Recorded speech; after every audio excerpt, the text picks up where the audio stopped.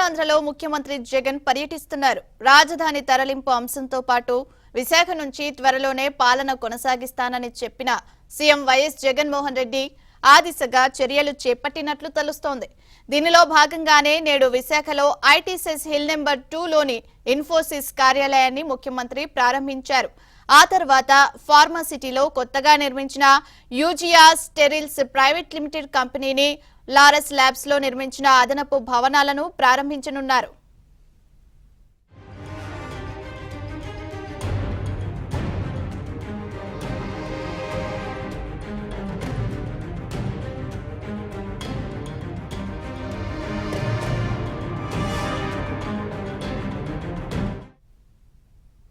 CM Jaganmohan Reddy buildup అంతా ఇంతా కాదు. కంపెనీ ప్రారంభానికి పిలిస్తే ఆ కంపెనీని తానే తెచ్చినట్లు చెప్పుకోవడం విశేషం. ఈ రోజు విశాఖలో సీఎం చేతుల మీదుగా ప్రారంభిస్తున్న ఇన్ఫోసిస్ తో పాటు మిగతా కంపెనీలది అదే పరిస్థితి. తామే ఈ కంపెనీలు తెచ్చామంటూ వైసీపీ నేతలు ప్రచారం చేసుకుంటున్నారు.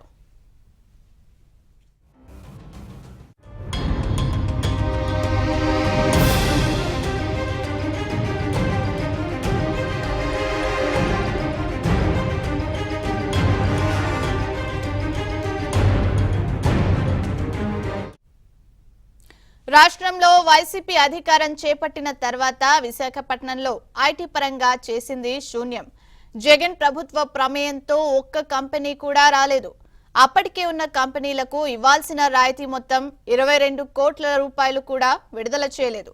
ఇటీవల ఎమ్మెల్సీ ఎన్నికల సమయంలో కోడ్ ముగియగానే రాయితీలు ఇస్తామని ఐటీ మంత్రి అమర్నాథ్ ప్రకటించి మరిచిపోయారు. అయితే కరోనా తర్వాత వర్క్ ఫ్రం హోమ్ చేస్తున్న ఉద్యోగులు చాలా మంది స్వగ్రామాల నుంచి తిరిగి వెనక్కి వెళ్లడానికి నిరాకరిస్తున్న నేపథ్యంలో ఇన్ఫోసిస్ సంస్థ టైర్ 2 నగరాల్లో కేంద్రాలు ఏర్పాటు చేయాలని నిర్ణయించింది. అందులో భాగంగా విశాఖలో ఒక కేంద్రం ఏర్పాటుకు 2 ఏళ్ల క్రితం చర్యలు చేపట్టింది.